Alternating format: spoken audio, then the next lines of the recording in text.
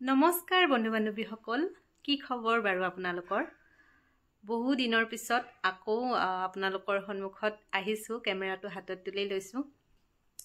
কিছুমান ব্যস্ততা, অসুবিধা, লগতে ঘৰুৱা কিছুমান ব্যস্ততা আৰু নিজৰ কিছুমান বেমাৰ আজাৰ, এইবোৰৰ বাবে মই আজি বহু দিনৰ পৰাই ভিডিঅ' একো দিব পৰা নাই।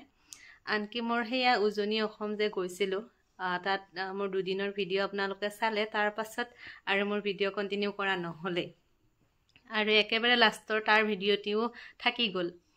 কিছুমান মোৰ ব্যক্তিগত অসুবিধা, গতিকে তাৰ বাবে প্ৰথমতে মই আপোনালোকৰ ওচৰত ক্ষমাপ্ৰাৰ্থী। আৰু আজি ভাবিছোঁ যি হ'ল আকৌ ষ্টাৰ্ট কৰোঁ। আৰু লগতে এটা ভাল খবৰো আছে, এইকেইটা দিনতে মোৰ 500 ছাবস্ক্ৰাইবাৰ সম্পূৰ্ণ হৈ গ'ল। গতিকে আপোনালোকৰ পৰা ইমান কম ভিডিঅ'ত, ইমান কম সময়তে ইমানখিনি মৰম মই পাইছোঁ যেতিয়া, ভিডিঅ'খিনি কণ্টিনিউ কৰিবলৈ মোৰ এটা নিজৰ দায়িত্ব বুলিও ভাবিছোঁ। গতিকে বহুদিনৰ পাছত হ'লেও পুনৰবাৰ স্বাগতম জনাইছোঁ মোৰ অন্য এটি ব্লগলৈ। পিছে আজিৰ ব্লগটিত মোৰ আজিৰ নহয়, বহুদিন আগৰে, মানে আমি উজনি অসম যে গৈছিলোঁ তাৰ লাষ্টৰ ভিডিঅ'টি মোৰ এতিয়াও দিয়া নহ'ল। গতিকে মই ষ্টাৰ্ট কৰি লৈছোঁহে, কিন্তু দেখুৱাম ভিডিঅ' মই সেই আগৰ লাষ্টৰ দিনাখনৰ, সেই উজনি অসম ভ্ৰমণৰ লাষ্টৰ সেই দিনটিৰ ভিডিঅ'খিনি। গতিকে যদি আপোনালোকে বেয়া নাপায়, ভিডিঅ'টি শেষ কৰি চাব আৰু লাইক, শ্বেয়াৰ, ছাবস্ক্ৰাইব কৰিব বুলি আশা কৰিছোঁ। আৰু ব'লকচোন এতিয়া যাওঁ সেই ভিডিঅ'টিৰ মাজলৈ।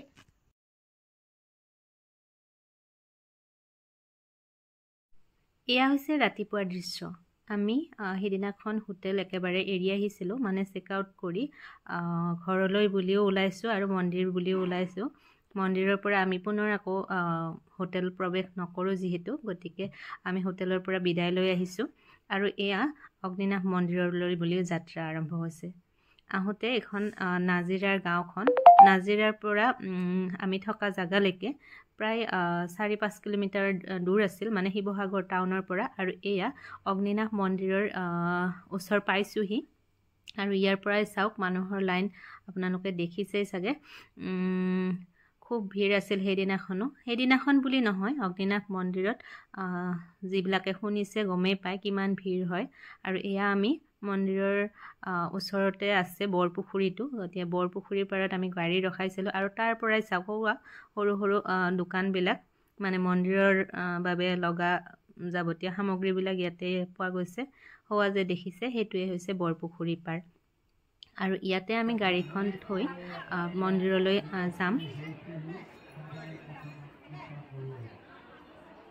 এয়া মন্দিৰৰ ভিতৰত আমি প্ৰৱেশ কৰিছোঁ, মানে মন্দিৰৰ কেম্পাছৰ ভিতৰতহে প্ৰৱেশ কৰিছোঁ। এতিয়াও মন্দিৰ গৈ পোৱাগৈ নাই। এয়া চাওকচোন, মানুহৰ ভিৰ, যথেষ্ট ভিৰ আছে এদিনাখন। আমি ক'ত যাম, ক'ত চাকি জ্বলাম, ক'ত মানে সেৱা কৰিম, একো আমি তেতিয়ালৈকে একো বুজি পোৱা নাছিলোঁ, যিহেতু আমাৰ এয়া প্ৰথম অগ্নিনাভ দৰ্শন। গতিকে আমি ইফালে এবাৰ গৈছোঁ, সেইফালে এবাৰ গৈছোঁ। সকলো মানুহবিলাকে ক'ত কেনেকৈ কি কৰি আছে তাৰ অলপমান প্ৰথম সময়খিনিত প্ৰায় 15-20 মিনিট সময় আমাৰ এনেকৈয়ে গুচি গৈছে, যিহেতু আমি একোৱেই বুজি পোৱা নাছিলোঁ কোনফালে কি লাইন হৈ আছে। আৰু ইয়াতে মানে বস্তুবিলাক ইমানো মানে শৃংখলাবদ্ধভাৱে দি থোৱা নাছিলে। আৰু এয়া অৱশেষত আমি চাকি জ্বলাবলৈ সুযোগ পালোঁ। আমাৰ আৰু বাকী মানুহবিলাক ক'ত কেনেকৈ শাৰী হৈছে একো ঠিক পোৱা নাই। আমি 3গৰাকী আছোঁ একেলগত, গতিকে আমিয়ে চাকিখিনি ইয়াতে জ্বলাই লৈছোঁ। বাকীবিলাকে ক'ৰবাত শাৰী বান্ধিছেগৈ। তো সেইবিলাকক এতিয়াও লগ পোৱা নাই, মানুহৰ মাজত হেৰাই গ'ল। আমি 3টা কোনো ৰকম লগ হৈ আছিলোঁ। আৰু ইয়াতে আমি চাকি দি ভগৱানক ইয়াৰ পৰাই সেৱা জনাইছোঁ। আগলৈ আৰু কিমানখিনি পাওঁ আপোনালোকক বাৰু দেখুৱাম, কিমানখিনি ওচৰলৈ মই কেমেৰা নিব পাৰোঁ, আৰু আমি কিমানখিনি ওচৰলৈকে গৈ ভগৱানক সেৱা কৰিব পাৰোঁ, সেইবোৰ বাৰু দেখুৱাই যাম। কিন্তু এতিয়া আমি চাকি জ্বলোৱাটো কোনো ৰকম শেষ কৰিছোঁ। আৰু এয়া আপোনালোকক এবাৰ চাকিখিনি এবাৰ দেখুৱাই দিছোঁ। চাকিখিনি চালে আপোনালোকে অনুমান কৰি ল'ব পাৰিব ইয়াত দৰ্শনাৰ্থীৰ ভিৰ কেনেকুৱা, আৰু দেখিবলৈ কিমান এটা মাংগলিক পৰিৱেশ এটি বিৰাজ কৰিছে চাওকচোন বাৰু। আৰু এনেদৰে আমি চাকি জ্বলাই ঠিক হোৱাৰ পাছতেই অগ্নিনাভ বাবাৰ যিগৰাকী স্বত্বাধিকাৰী বাইদেউ শিখা বাইদেৱে ৰাজহুৱা চাকি ভাগো জ্বলাইছিল আৰু আমি চাকি জ্বলোৱা হোৱাৰ পাছতেই এই গছি চাকিও সেৱা ল'বলৈ পাইছিল।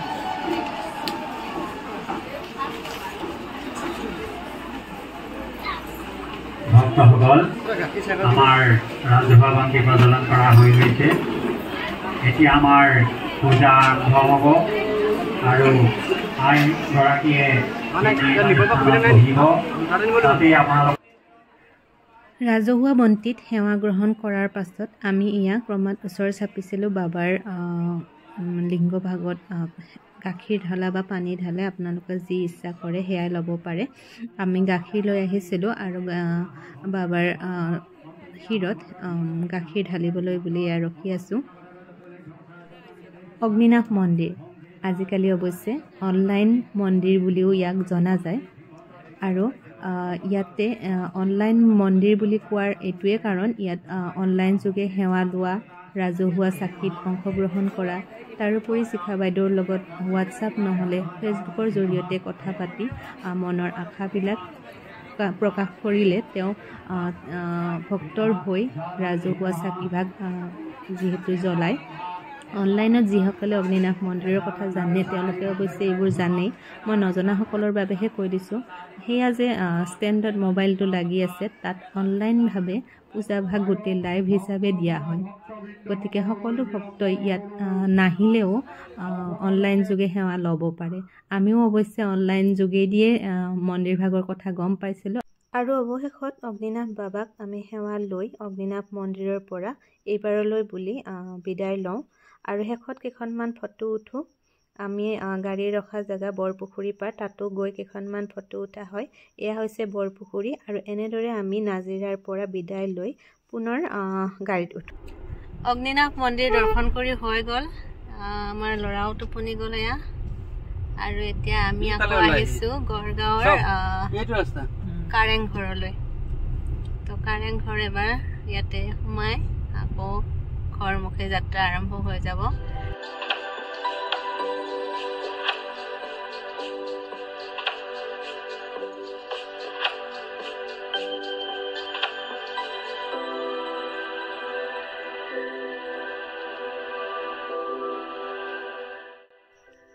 এয়া হৈছে কাৰেং ঘৰ। এয়া সোমায়েই এণ্ট্ৰেঞ্চৰ পৰা মই আপোনালোকক দেখুৱাইছোঁ। ধুনীয়াকৈ সজোৱা আছে আৰু ইয়াৰ সন্মুখতে এখন ধুনীয়া পাৰ্ক আছে। খুব ধুনীয়া মেইনটেইন কৰিছে এইখিনি, গতিকে পৰিৱেশটো খুব সুন্দৰ লাগিছে ইয়াৰে। ইয়াতে আগৰ কাৰেংঘৰৰ বুৰঞ্জী মই আৰু বেলেগকৈ আপোনালোকক ক'ব নালাগে, সকলোৱে জানেই। ৰজাৰ লিগিৰিবিলাকৰ পৰা ভিতৰ কৰি ৰাণীসকলে ইয়াতে বাস কৰিছিল আৰু ইয়াতে এতিয়া এনেদৰে ধুনীয়াকৈ মেইনটেইন কৰি ৰখাৰ বাবে খুব ধুনীয়া লাগিছে। পাৰ্কখনো খুব সুন্দৰ, গতিকে আপোনালোকক এবাৰ দেখুৱাই দিছোঁ। চাওকচোন বাৰু কেনেকুৱা লাগে জনাব।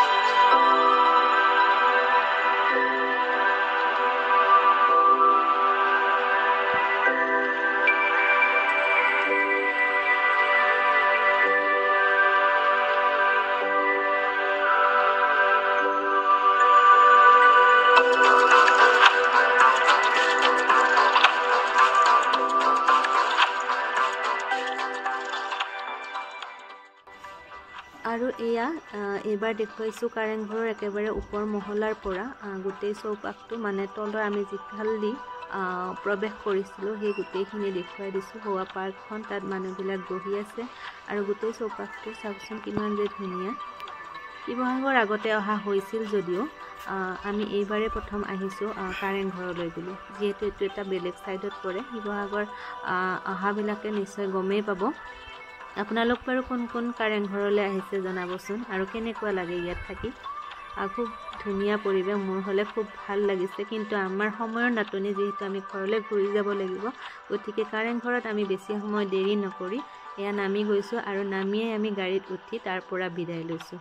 আৰু এটা কথা, কাৰেংঘৰৰ সেই সময়খিনিতে আমি ড্ৰেছটো চেঞ্জ কৰিলোঁ, যিহেতু ইমান দূৰ মেখেলা চাদৰেদি অসম্ভৱ। আৰু শেষত কেইখনমান ফটো উঠি কাৰেংঘৰৰ পৰা আমি সোনকালে বিদায় লওঁ। আৰু এয়া আমাৰ উভতনি যাত্ৰা আৰম্ভ হৈ গৈছে। আমি দিনৰ ভাগতেই শিৱসাগৰৰ পৰা ওলাইছিলোঁ, যদিও গাড়ী খুব লাহে আহিবলগীয়া হৈছে। ৰাস্তা খুব বেয়া, লগতে সৰু ল'ৰা আছে। গতিকে এয়া ঢেকীয়াখোৱা নামঘৰ আহি পাওঁতে আমাৰ সন্ধিয়াই নামিছিল। ঢেকীয়াখোৱা নামঘৰত বিশেষ ভিডিঅ' নাই, গতিকে মই কেইখনমান ফটো শ্বেয়াৰ কৰিছোঁ ঢেকীয়াখোৱা নামঘৰৰ পৰা।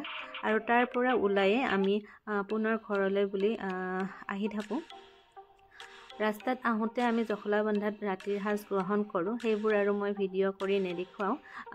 ৰাস্তাৰ পৰা এই ভিডিঅ'টিৰ পৰা লগতে উজনি অসম ভ্ৰমণৰ যি মই আপোনালোকক দেখুৱাম বুলি প্ৰতিশ্ৰুতি কৰিছিলোঁ, সেই ভিডিঅ'ৰ আজিৰ পৰা শেষ হ'ল। যদিও মোৰ লাষ্টৰ ভিডিঅ'টি বহুত দেৰি হ'ল, তথাপিও দেখুৱালোঁ। আপোনালোকে কেনেকুৱা পালে জনাব। যদি ভিডিঅ'খিনি চাই ভাল পালে লাইক, শ্বেয়াৰ আৰু ছাবস্ক্ৰাইব কৰিব। পুনৰ অন্য এটি ভিডিঅ'ত আকৌ লগ পাম। তেতিয়ালৈকে হাঁহি থাকিব, ফূৰ্তিত থাকিব। আজিলৈ bye bye and good night.